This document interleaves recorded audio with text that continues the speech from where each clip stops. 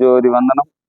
మీ అందరికీ కూడా చిన్న చిన్న విషయాలని తెలియపరుస్తూ ఈ యొక్క ఛానల్లో చూసేటువంటి భక్తులందరికీ కూడా ధ్యానంలో స్థిరంగా ఒక గురువు దగ్గర ఉపదేశం పొంది ఆ ఉపదేశాన్ని పొందిన తర్వాత అనంతరం సాధన జరగట్లే అని చాలా మంది అనుకుంటా ఉంటారు. ఎందుకంటే గురువు ఫస్ట్ లో ఏ విధంగా అయితే ఉపదేశాన్ని బోధిస్తారో ఆ విధంగా ఆ బోధనని, ఆ రోజు మీకు చెప్పిన క్రియని, ఆ రోజు మీకు చెప్పినటువంటి మంత్రాన్ని ఎప్పుడైతే మీరు సాధన గాని ఆ క్రియని చేస్తే నిరంతరము నిత్యము మీకు ఎప్పుడు చూడండి స్టార్టింగ్ లో మొదటి స్థాయిలో మీకు ధ్యానం మీద మంచి ఇంట్రెస్ట్ కానీ మంచి పట్టుదల ఎప్పుడు వస్తుందో అంటే గురువు చెప్పినటువంటి ఆ క్రియ చేసేటప్పుడు కానీ, గురువు చెప్పినటువంటి ఆ మంత్రాన్ని సాధన చేసేప్పుడు కానీ, గురువు చెప్పినటువంటి ఆ ప్రాణాయామం చేసేటప్పుడు కానీ మీకు ధ్యానం బాగా స్థిరంగా నిలబడుతుంది. ఎప్పుడైతే కొంతకాలానికి మీరు ఈ ధ్యానాన్ని అభ్యాసం అంటే ఒక 10 రోజులు మానేసిన తర్వాత ఎప్పుడు అభ్యాసం జరుగుతుందో,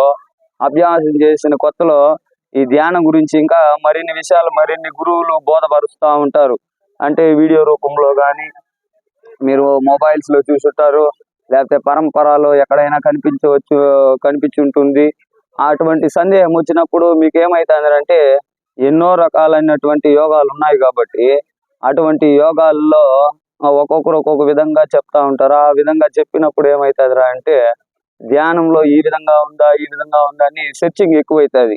అంటే దీనికంటే అది ఉంది, దానికంటే అది ఎక్కువ ఉంది అని చెప్పి ఎప్పుడైతే మీరు దాని వైపు ప్రయాణం చూస్తారో అసలైన క్రియ మర్చిపోతారు. ఎక్కడో చూసినటువంటి ఆ విషయాన్ని మళ్ళీ ప్రయత్నిద్దామని ఇంట్లో కూడు తప్పింది, ఈదిలో కూడు తప్పింది మనకి.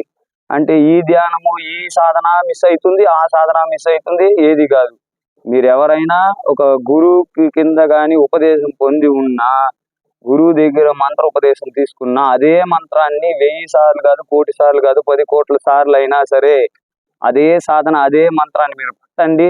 ఎందుకంటే దాని వల్లే ఫలితం తప్పితే 10 మంత్రాలను వేసుకుని మీరు చెప్పినా ప్రయోజనం ఉండదు. వేరే ప్రాణాయామాల వల్ల, ఎందుకంటే ఆ గురువుకి నీకేమి ఇవ్వాలో తెలుసు, ఆ గురువు దగ్గర తీసుకున్నటువంటి క్రియ ఏదో తెలుసు, దాన్నే మీరు అభ్యసించండి.